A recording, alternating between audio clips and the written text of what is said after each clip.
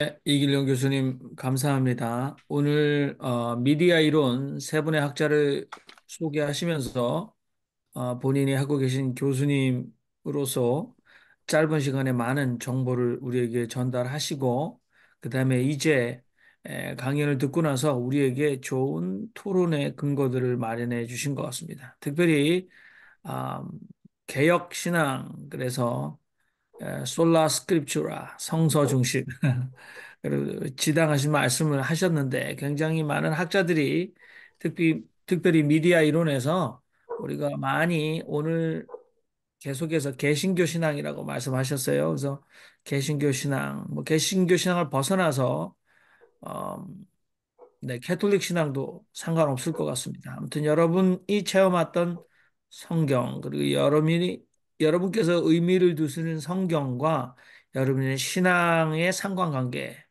에, 어떤 긍정적이고 또 삶을 변혁시키는 역할을 해왔는가, 또는 그것이 앞으로 21세기에서 어떤 시대적 적응이 우리에게 필요한지 말씀을 좀 해주시면 참 좋을 것 같습니다. 우리 선생님 먼저 말씀하시겠어요? 이야기하라 그러니까 먼저 하겠습니다. 먼저 이길용 교수님께 정말 감사를 드립니다. 저한테는 너무 유익한 그런 시간이고 유익한 주제라고 생각이 듭니다. 그러니까 사실은 이제 그 성경이 듣는 중심이나 이런 이제 그 보는 중심이 아니고 성경 정신 중심이고 성경의 가치관 중심으로 가야만 이 성경의 그 의미가 제대로 우리 그 가치가 있고 의미가 있겠는데 오늘날은 너무 이 그 교회가 어느 한 부분 아주 그 예를 들어서 발전을 할 정도가 아니고 시대가 변하는 데 따라서 진화를 해가야 될 텐데 발전 정도도 아니고 너무 그 무지한 곳에 머물러 있으니까 문제인데 아마 이것이 앞으로 교회나 신앙의 이 갈 길이 아닌가 이제 그런 생각이 듭니다. 저는 전에 그런 생각을 했습니다. 이제 종교학이나 뭐 이런 걸 뭘 연구를 하는가 그랬는데 오늘 제가 교수님 강의를 듣고 느끼는 거는 아 그런 이 종교학도 필요하구나. 종교학도 쓸모가 있구나. 이제 이런 다른 세계가 있는 거를 정말로 이 학문을 공부하는 분들이 사람을 돕는 것이구나. 그런 이제 생각이 들고요. 제가 앞으로 시간이 있으면은 이 특히 오늘 말하는 월터 옴 같은 분의 이 견해나 이런 것을 제 마음에 들기 때문에요. 저는 이제 그 교수님 말씀하신 대로 시각적 성경도 아니고 청각적 성경도 아니고 이것을 삶에다가 그대로 융합하는 그런 것만 지향해 왔거든요. 그래서 글로 있는 성경도 저는 상당히 많이 읽었습니다. 그리고 주석책도 평생 동안 제가 올해 나이가 75인데 한 30살부터 시작해서 미국에서 나온 영어 주석도 읽고 뭐 한국에 나오는 종교 서적도 뭐 아마 제가 보기에는 몇 톤을 읽은 것 같아요. 그 다 읽어보면은 뭐가 있냐. 역시 시각적이기 때문에 제가 그때 느낌이요. 좀 신통찮다, 너무 이렇게 시시하다 그런 느낌이 들었어요. 근데 역시 지적으로 말한 미국의 그 커멘터리를 읽으면서는 야 이거는 참 연구에서 너무 풍부한 것을 우리 지평을 열어줬구나 이런 생각이 들어서 많이 읽었는데 그 다음에 제가 느낀 거는 2000년 들어오면서 이제 미국의 9.11 사태가 나고부터는 아 내가 아는 성경을 생활에다가 적용을 하고 써먹어보자 이래서 지금 말한 대로 그 시각과 청각을 융합해서 생활로 가는 이거를 중심으로 제가 살아왔어요. 그런데 이론적인 배경 없이 이걸 살아왔는데 오늘은 이 이론적인 백그라운드를 제가 얻는 것 같아서 너무나 좀 의미도 있고 굉장히 흥미롭습니다. 앞으로 좀 많이 배우고 많이 좀 참고하도록 노력하도록 하겠습니다. 하여튼 감사를 드립니다. 감사합니다. 네. 우리 정숙자 목사님 말씀하시면 될 것 같아요. 제가 제가 한마디 하면은 겁나 문제 제기만 하기 때문에 제가 좀 걸리기는 합니다만은 제 스스로 기독교 자체가 가지고 있는 문제점 중에서 가장 중요한 것은 이불을 사용한 거 아닌가 그런 생각을 합니다. 그런데 오늘 듣는 거하고 수능 뭐냐면 그 보는 거하고만 우리의 몸 속에 인간의 몸 속에 오간이 있지만은 다른 것도 전부 다 만드는 것도 중요하고 모두 다 중요하지요. 그렇지만은 거기서 얼굴에 우리가 입이 있고 냄새를 물론 맡은 것도 있지만 보는 것이 있고 듣는 것이 있는데 기독교는 누군가 귀에만 신경을 썼던 거 아닌가. 특히 기독교의 지도자들의 근데 그렇게 하면서 저는 예수는 어땠을까 이런 생각을 해봤어요. 근데 결국은 예수하고 사마리아 여인의 대화를 제가 좀 생각을 하면서 예수는 하나님에 대한 질문을 사마리아 여인에게 질문하도록 던지고 그다음에 질문하도록 만들어서 본인의 입에서 그것을 찾도록 한 그러한 교육을 했는데 왜 현재 그 교육에는 그것이 안 되는 것인지 하는 그러한 의문이 생겨서 제가 지금 물어보려고 그거 했습니다. 질문을 드립니다. 네. 뭐 이기현 교수님 나중에 종합적으로 하셔도 되고 또 뭐 굉장히 궁금하시다면 지금 또 멘트를 하시면 하셔도 되겠습니다. 마이크를 키셔서 제가 예, 마이크를 예, 켰습니다. 한마디 더 하겠습니다.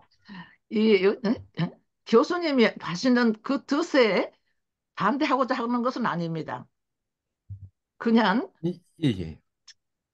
그 학문의 중심이 한쪽으로만 있는 거 아닌가 하는 데 대한 질문입니다. 예, 예. 네. 오히려 그 제가 말씀드린 거는 500년 가까이 이어왔던 개신교의 신앙 행태가 이제는 바뀌어야 할 것이다라고는 얘기를 하고 있는 거예요. 네, 네. 그 종교 개혁이 인류에게 끼친 큰 영향은 있죠. 솔라 스criptura라고 하는 것은 카톨릭의 홀리 트래디션, 거룩한 전통과 사제라고 하는 직제 의존에서 하나님의 은총이 온다는 그 은총론을 깨부수고 성경을 읽음으로써 우리는 구원에 이를 수 있다라고 하는 것 때문에 인류가 많이 지성화되고 똑똑해졌어요. 그러다 음, 보니까 논리적 가치가 최고의 가치로 인정받는 사회를 500년 동안 끌어왔고 그것이 계몽주의와 결합하면서 인류 문화를 이끌어오기도 했죠. 근데 그 논리적, 이성 중심적 사회가 안타깝게도 21세기에 챗 GTP를 비롯한 인공지능이 등장하면서부터 밀리기 시작하는 거예요. 그래서 저는 다시 한번 생각하게 된 거죠. 애초에 종교라고 하는 것, 신앙이라고 하는 것이 어떤 것을 아는 거로 시작했는가? 어떤 왜 컨텐츠를 내가 이해하고 받아들이는 것이 신앙일까? 어쩌면은 개신교 신앙이라고 하는 것이 뭐 루터의 그, 그 고백이 가벼운 것은 아니지만 그 이후에 읽음으로써 구원에 이를 수 있다는 얘기 때문에 자꾸 학습하는 것 자체가 신앙인 것처럼 착각하는 것은 아닐까? 그런 음, 점에서 아까 이제 권수태 선생님이 말씀하신 것처럼 온 몸으로 하나님과 함께하는 신앙의 형태로 가야 되지 않을까? 그래서 그것을 지칭해 줄 수 있는 논리적 근거가 없을까라고 생각하다가 보니까 이미 60년대부터 적잖은 미디어 연구가들이 그런 말을 해가지고 애초에 인류의 문화의 근간은 구술성이고 많은 감각을 동원하고 전인적 성격을 지니고 있는데 그놈의 구텐베르크와 루터가 인쇄 문화를 확산하면서 시각 중심의 문화, 안경 시대로 음. 바꿔버리고 말았다. 그 한계를 뛰어넘어야 할 시점이 지금이 아닌가. 그런 논리로서 드린 겁니다. 어떤 죄송합니다. 보면 정 목사님과 같은 맥락에서 말씀드렸다고도 볼 수 있을 것 그러시네요. 같습니다. 네네. 예.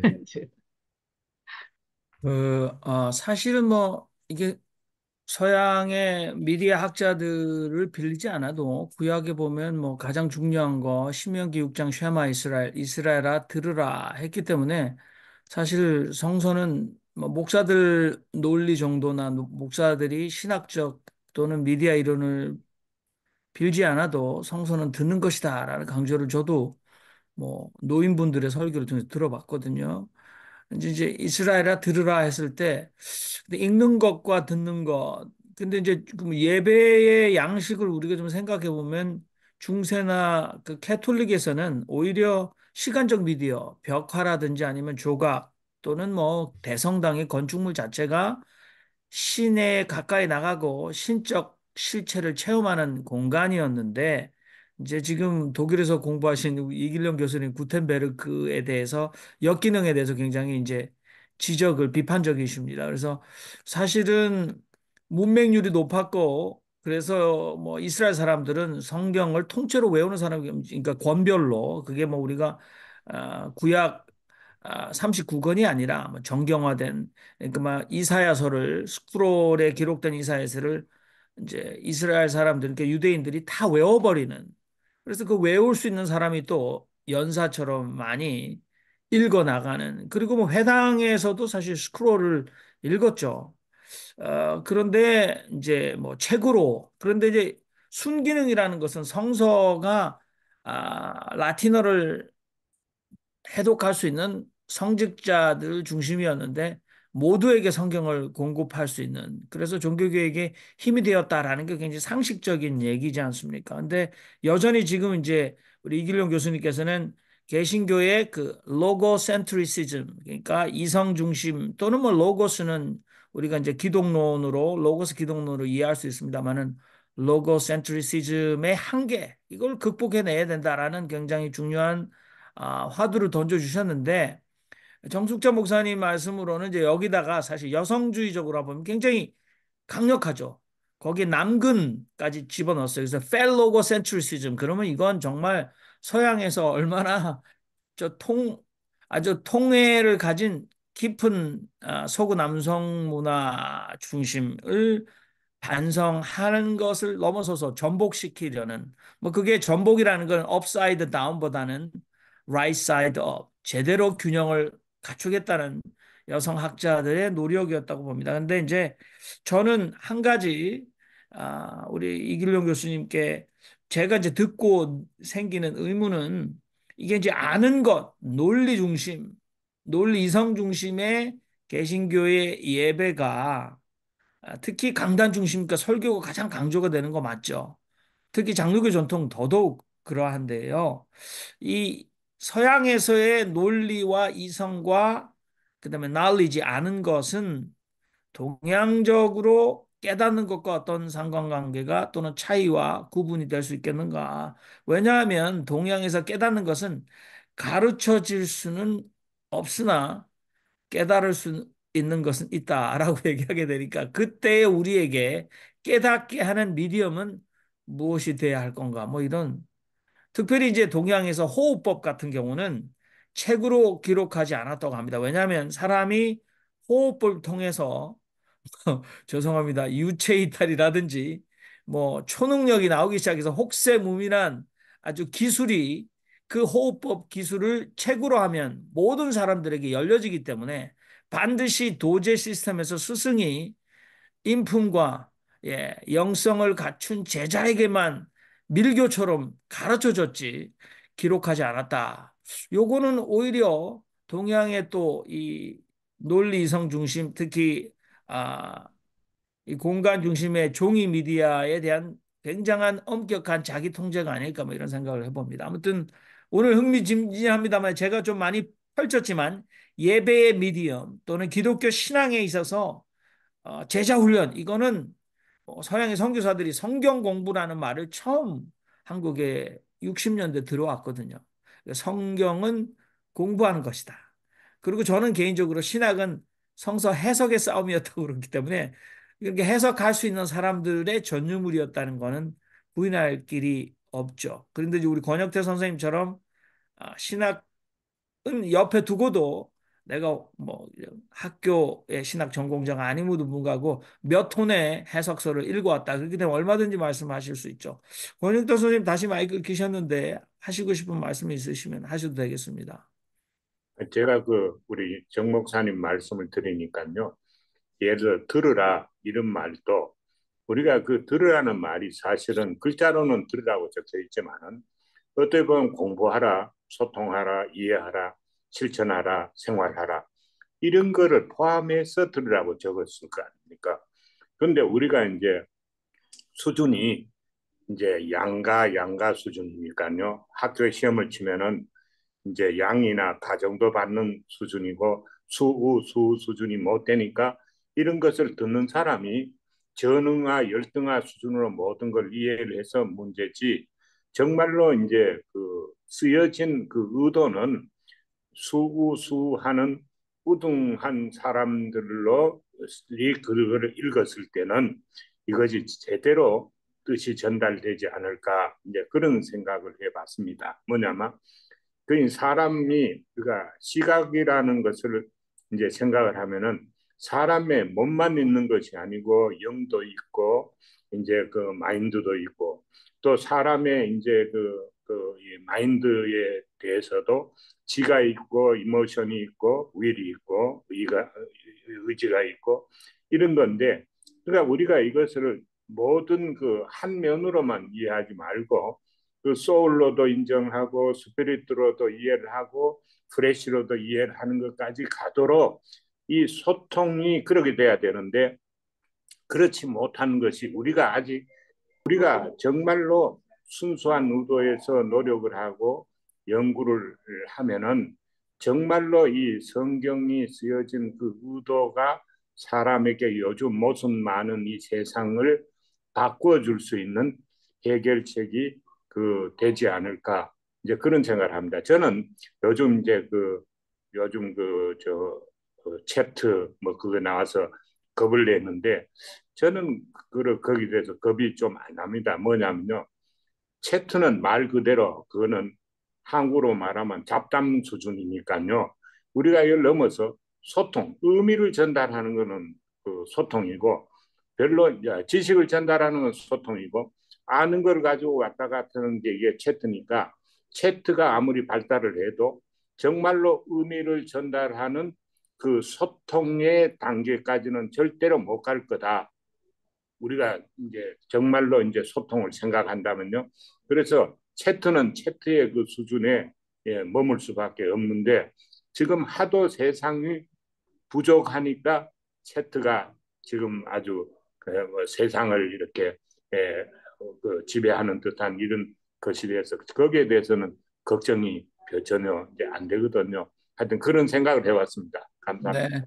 뭐 제가 답변 드릴 필요는 없겠습니다만은 이제 구약은 뭐 3천 년 전이라고 말씀하셨는데 수천 년 전에 글을 읽을 수 있는 사람이 아무도 없었다면 물론 이제 쉐마 이스라엘 들으라 이스라엘을 굉장히 다각적으로 또는 종합적으로 체험적으로 말씀하셔서 우리가 그렇게 뭐 양가가 아니라 수미에서 수우 정도는 들을 수 있다라고 말씀하셨는데 글을 전혀 읽지 못하는 사람에게는 듣는 방법 그래서 구약에는 이제 여호와께서 말씀하시니 내가 이렇게 들었다. 그러니까 뭐 요즘의 권위는 법에 이렇게 쓰여졌다 아니겠습니까? 법이 그렇다라는 말은 법에 그렇게 쓰여졌다. 그런데 그 당시에는 그렇게 기록되어 있다. 책에 그렇게 기록되어 있다라는 말은 엄청난 그 authority, 권위를 가지잖아요. 그러니까 개신교 신학에서 성서의 권위 문제는 여전히 우리가 세례문답할 때 성경은 기록된 말씀인 성서는 살아계신 하나님의 말씀이며 구원의 유일한 길잡이라고 믿느뇨? 그러면 아멘 하셨잖아요. 그러니까 여전히 지금 이길용 교수님께서 이 제기를 하셨던 오늘의 입체적 신앙 체험을 위해서 어, 시각 중심의 논리 이성 중심의 읽는 것 성서를 읽는 것 자체에서 훨씬 더 미디어가 확장돼야 될 필요가 있지 않냐.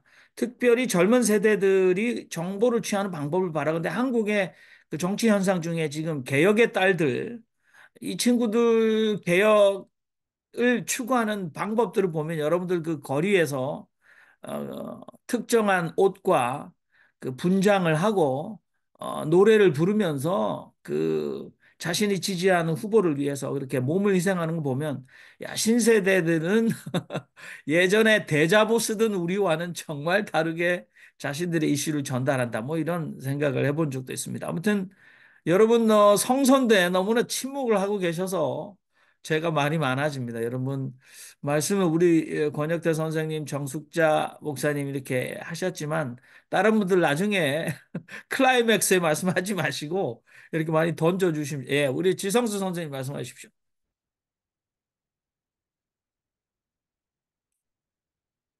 네, 지성수 선생님.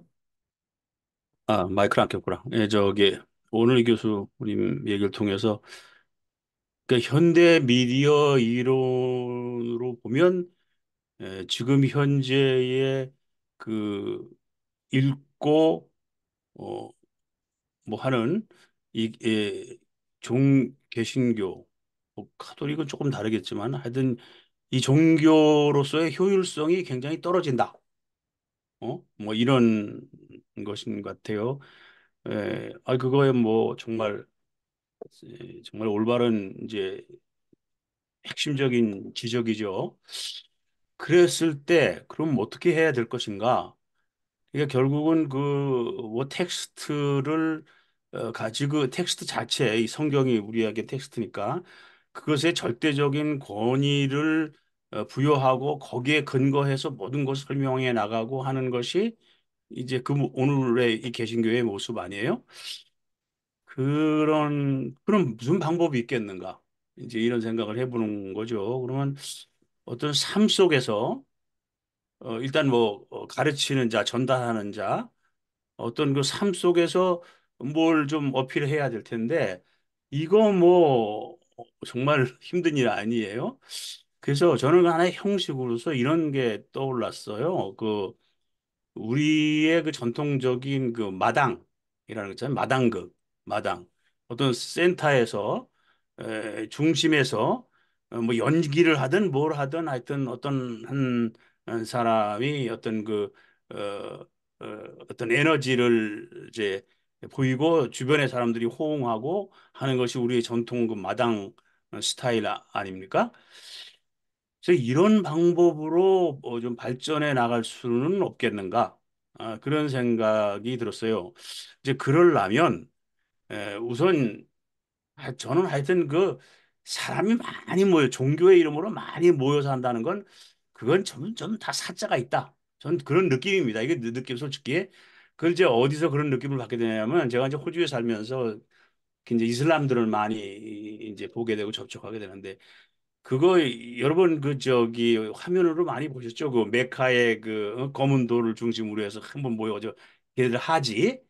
그 뭐 개미떼 같이 모여가지고서 와 얼마나 웅장하고 합니까? 근데 그런 걸 볼 때마다 야 장난 참 지랄 맞게 한다 저는 그런 느낌이 전혀 감동 안 되고 그게 아주 이상하게 저는 느껴지더라고요. 왜냐하면 주변에 무슬림들을 많이 보니까 더욱이 이제 그래요. 그것도 일종의 마당의 형태라고 뭐 볼 수 있을지는 모르겠는데 그래서 그 종교가 어떤 그 사람에게 개인적인 어떤 그 변화로 이제 다가오는 게 이제 궁극적 목적인데 그 변화가 지금 우리 개신교는 저는 아주 참 잘못됐다고 생각해요. 잘못 전달돼. 뭐 회개하라 뭐 이런 거.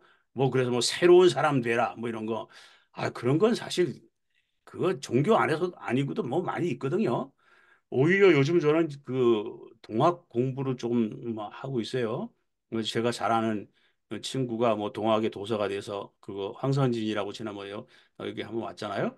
근데 그 친구 하는 게 아주 재미있어서 매주 참여해서 이렇게 배우고 있는 거죠. 동학을 배우는 게 아니라 도대체 무엇들 하는 건가 이 사람들은 이제 그걸 보는 거예요. 근데 결국은 뭐냐면 수련이에요. 수련. 어? 그 뭐 최재호가 이런 얘기했다 뭐 얘기했다 거기에 그 매이는 게 아니라 그건 참고하는 것이고 그것을 자기 몸으로 체화해 가지고서 어떤 수련하는 것이더라고요. 그래서 이거 정말 배울 만하다. 우리 저 안광도 목사님 뭐 이미 선구자의 길을 걷고 계시지만 어떻게 우리가 믿는 종교를 어떤 개인의 삶에 무슨 뭐 아이 회개하고 새 사람 되고 무슨 뭐 이런 고리타분한 얘기 집어치우고 집어치울 수는 없겠죠. 근데 그건 누구나 하는 거니까 이거 아니고 우리 어떻게 수련을 해서 내 자신의 신체적 뭐 어떤 생활의 변화를 그냥 피지컬리 오고 하는 그런 쪽으로 좀 이렇게 발전이 좀 되면 좋지 않겠나 그런 생각이 들었습니다 오늘. 예. 네. 저기 종교 사회학적 현상 가운데 전 세계에서 지금 기독교는 소수 종교가 되고 있습니다. 유럽의 20개국의 개신교 인구가 20개국이 1%가 넘지 않는다. 크리스앤덤은 옛말입니다. 그러나 전 세계에서 멤버십이 계속해서 증가하고 있는 유일한 교단이 바로 펜타코스탈, 그러니까 오순절주의 계통입니다. 그리고 이제 네오 펜타코스탈, 그래서 우리가 순복음 교회를 생각하시면 안 됩니다. 근데 왜냐? 이 사람들의 예배 형식은 네, 쇼 문화로 바뀌었어요. 그러니까 딱딱한 그 목사의 강론과 설교를 듣던 예, 장로교 신앙 전통의 중심이 이미 그 무대 안에서 기타와 우리가 그때 금지하던 드럼과 예, 그다음에 이제 무용단, 워십 댄스 뭐 이렇게 해서 사람들의 이제 감성을 예, 억압받던 감성을 깨워줬죠. 그래서 전 세계적으로 유일하게 멤버십이 계속해서 확장되고 있는 교단은 오순절 계통밖에 없다라고 말씀하셨는데 제가 그렇게 들었습니다. 그래서 우리 지성수 선생님께서 이거 마당극 굉장히 효과 있다. 뿐만 아니라 이제 지금 동학에서 수행 종교로서 수도, 수행 종교, 이 굉장히 신앙을 확장하는데 특별히 개인의 일신, 이게 소주천이지 않습니까? 그래서 호흡 수련부터 가장 기본적인 호흡 수련부터 해나가라. 그런데 여러분, 뭐, 우리 국선도, 조금 가끔 우리 국선도에서는 이렇게 실수하시기도 하시는 안광덕 선생님 경계인이십니다만 우리 국선도에서는 국선도적 신앙에서는 수행 매체는 이게 신체 즉 주로 체험 중심의 신체는 어떻게 신앙을 확장하고 심화시킬 수 있는지부터 한 말씀 우리 강연은 못 들으셨습니다마는 우리가 지금 그렇게 미디엄과 우리 신앙의 확장에 대해서 특히 개신교 장로교 전통은 종이에 집중하고 논리에 집중해 왔다. 그리고 성경을 읽어만 왔다. 근데 그거 가지고 안 된다. 라는 한계를 느낀데 우리 안광덕 선생님 한 말씀 해주십시오. 늦게 와서 죄송합니다. 아니, 목요일 날이란 게 5월달, 4월, 5월이 바쁘네요. 그래가지고 계속 좀 짬이 없어서 그냥 그래도 얼굴이나 뵙고 참여하려고 했고, 지금 말씀하신 것에서 저와 관련된 부분, 말씀을 드린다면은, 제가 지난주에 서울에 가서 국선도 광화문 수련원에 갔더니, 제가 이제 수련했던 곳이에요. 20년 전에. 거기서 이화여대 정희성 교수님을 만났어요. 기독교 교육학과, 아니, 기독교학과 주임 교수님. 그분이 국선도 수련을 하면서 책을 발간한 이후에 저에 대해서 수소문을 여러 방향으로 아주 애를 쓰다가 우연히 이제 만나면서 지금 말씀하신 것처럼 기독교인들이 국선도 수련에 대한 수요, 필요성을 지금 많이 잠재하고 느낀 것을 보면서 저를 만나가지고 앞으로 이 부분에 대해서 좀 장을 대화에서부터 수련의 장을 열어갔으면 좋겠다라고 하는 그 제언이랄까 필요성을 제가 지난주에 금요일 날 그런 것을 하고 내려와서 이제 제가 이제 올해 말 이후에 은퇴하면은 좀 지금 큰 가닥을 하나 잡았습니다.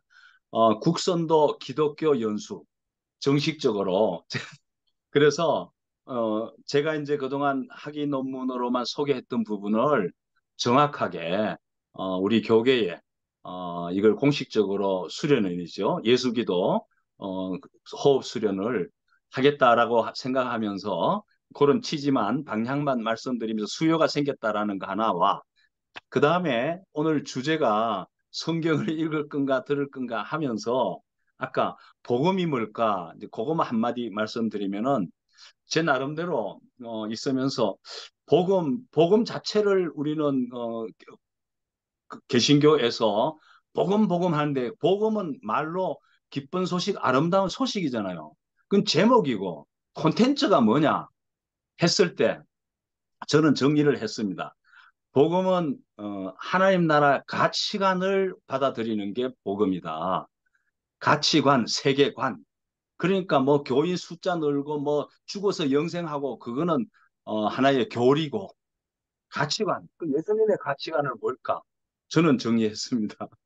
누가복음 4장 18절 19절 이사야 61장을 말한 가난한 자에게 아름다운 소식 그다음에 억눌린 자 노임을 가지고 이 예수님의 그 해당에서의 가르침이 저는 복음의 핵심 세계관을 가장 적절하게 설명해 주는 본문으로 뽑아서 그래서 이제는 당당하게 교인 늘리고 목회 크게 하고 성공하고 이거는 다 잘못된 거 아까 말한 그게 순복음이든 뭐 오순절이든 빼고 세계관을 하나님 나라 세계관을 받아들이고 그대로 사는 것. 그래서 이제 나중에 한번 소개하겠습니다만은 안동에 1910년대에 이상동 장로가 유교와 초기 개신교 만남에서 보여준 삶의 양식. 제가 언제 논문 소개 한번 하겠습니다. 학술 발표한 건데. 음.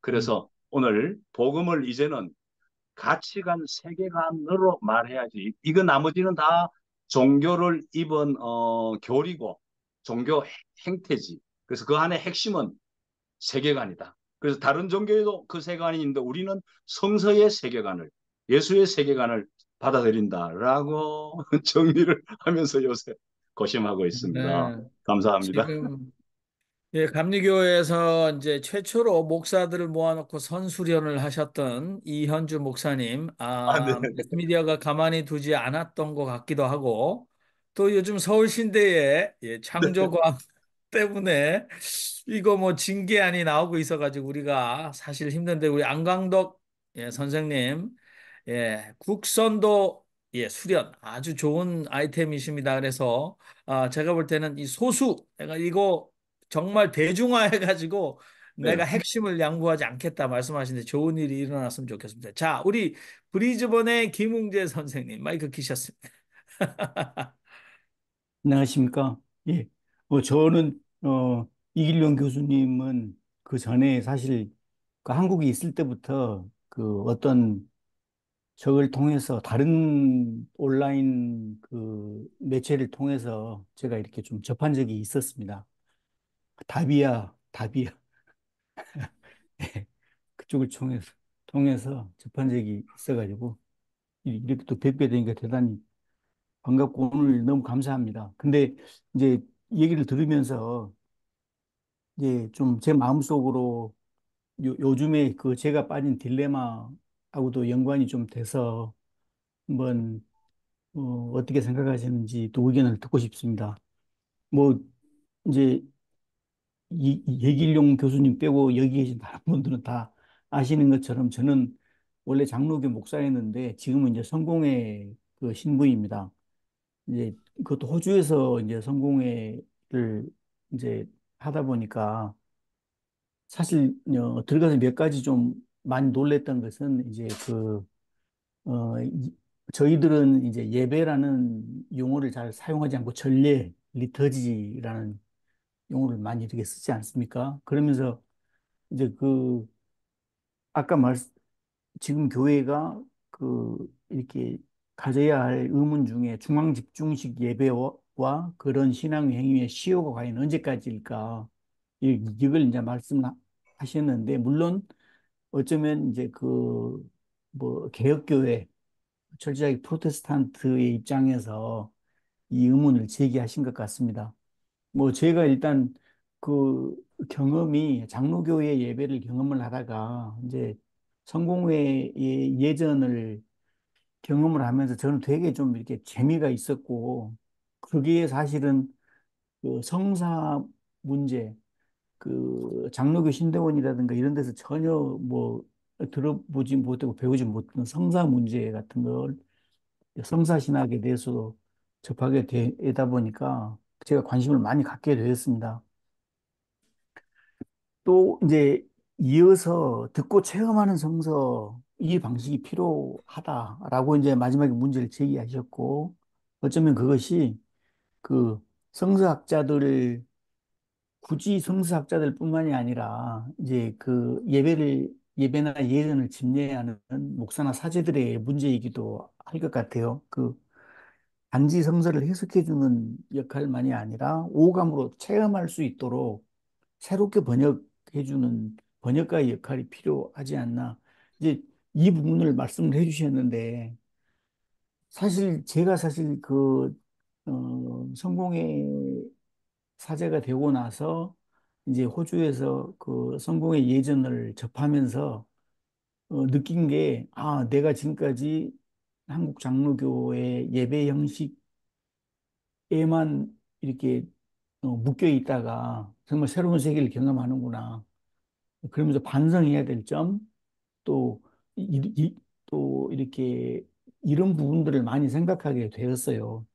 뭐, 아시는 것처럼, 성공회처럼 이렇게 예전적인 예배를, 리터지를 드리는 교회는 예배의 중심이 이렇게 사제가 선포하는 강론이 아니라 그 성찬과 또 이제 낭독되어지는 그 성서 말씀이지 않습니까? 그렇기 때문에 그 매 미사 때마다 이렇게 항상 구약 성서, 그다음에 시편, 서신서, 그다음에 맨 마지막 복음서까지 이네 개의 성서를 다 이렇게 읽도록 이렇게 되어 있고 그것도 뭐 개신교처럼 이렇게 짧은 게 아니라 막그 렉셔너리에 따라서 어쩔 때는 뭐 긴 것도 있고 그걸 다 이렇게 낭독을 하지 않습니까?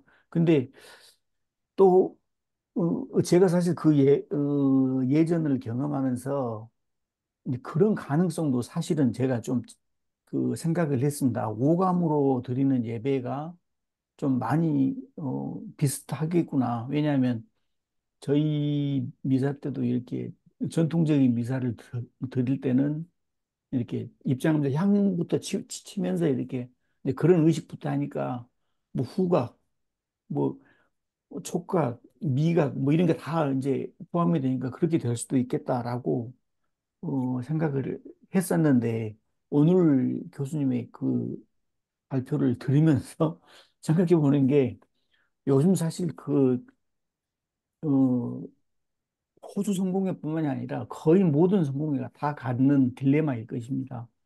아마 그 윤정현 신부님께서는 한국 성공회는 잘 모르겠어요. 한국 성공회는 워낙 마이너리티에서 시작을 해서 지금은 교회의 이미지가 좀 다른 개신교보다 좋아져서 성공회가 좀 사람들 조금씩 갖는 걸로 알고 있는데 호주는 전혀 그렇지 않습니다. 성공수는 계속 줄어들고 있고 특히 젊은이들로부터 그 관심이 떨어져 나가기 때문에 그래서 사실 호주 성공회는 많이들 이제 그 로우 처치의 그 방식을 사제들이 받아들입니다. 그래서 어, 아, 여기가 성공회 교회인가 아니면 뭐 오순절 계통의 힐송 처치 같은 그런 교회인가를 잘 구분이 안 갈 정도로 그렇게 뭐 그 방식을 쓰거든요. 근데 특이하게 그런 교회들은 사람들이 모입니다. 그런 교회들만 돼가고 있습니다.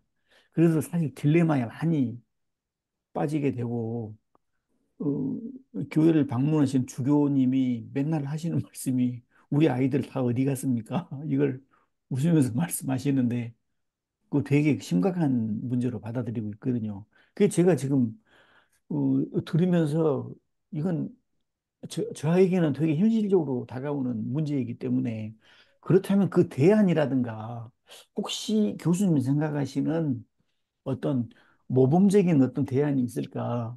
이런 것도 제가 무척 좀 그런 관심이 있습니다. 왜냐하면 이제 오감으로 체험하는 또 성서 방식 또는 중앙 집중식 예배를 탈피하다 보니까 뭐 미디어를 통해서 접하셨듯이 몇 년 전에 여기 호주에서 힐송 엄청난 또 사건이 일어났었거든요.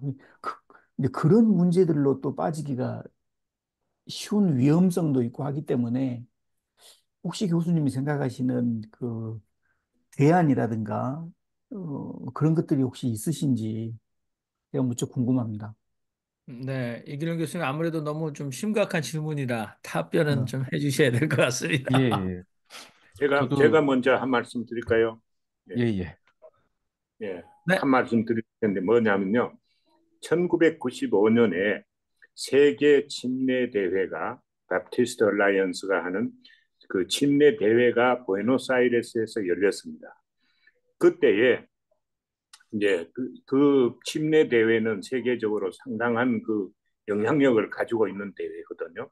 그때 이제 루터 킹의 딸 버나스 킹도 오고 하여튼 그렇게 이제 했는데 그때 그 침례 그 대회는 뭐가 있냐면 따제르라는 게 있어요. 한국말 뭐는 작은 컨퍼런스, 소규모 공부하는 스터디 그룹이 있어요.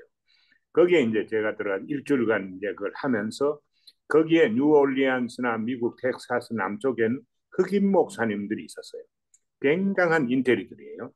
그런데 이분들이 하는 이야기가 뭐냐면은 원래 이제까지의 그 복음이 뭐냐? 아까 이제 안광덕 목사님 말씀하시는데도 그렇고 지금 이제 신부님 말씀하시는데도 제가 이제 생각이 나는데 그 이제까지는 복음이 에반젤리즘이었다.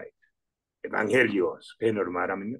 그런데 그때 이분들이 그냥 마태복음 28장에 나오는 이 에반헬리오 중심의 이 선교를 교회를 앞으로는 누가복음 4장 그러니까 에만시페이션 뭐 해방이라 그럴까요? 자유화라 그럴까요? 문제를 해결하는 그거로 가야 된다. 그러니까 이가 에반젤리즘 한 기둥만 있지 않고 이거는 앞으로는 두 개의 이로 두 기둥으로 가야 된다. 그 젊은 흑인 목사님들이요 굉장히 그걸 주장을 하는데 참 그 감동이 되더라고요. 그런데 그 대회 때는 그게 이제 정식으로 기독교 내 교회의 그 뭐 선교 방향으로 이거로 채택은 안 됐어요. 그런데 지금 95년이니까 한 30년 됐죠. 그런데 그 30년 그 동안에 다른 것 교회도 그런 쪽으로 많이 이제 좌표가 이동된 거는 틀림없습니다. 지금 이런 이야기 나오니까. 그러니까 앞으로 무슨 해결책을 우리가 구한다면요. 결국은 에만시페이션으로 가야 된다. 사람의 문제를 해결하고 세상의 문제를 해결하는 그쪽으로 가는 거는 이제 틀림없는 것 같아요. 그래서 그런 이제 그 주제가 우리가 확실히 서야 해결이 되지 장가지만 붙들어서는 해결이 안 되겠다. 이제 그런 생각을 우리 신부님께서 말씀하신 중에 제가 얼핏 나서 말씀을 드립니다. 구독과 좋아요 잊지 않으셨죠?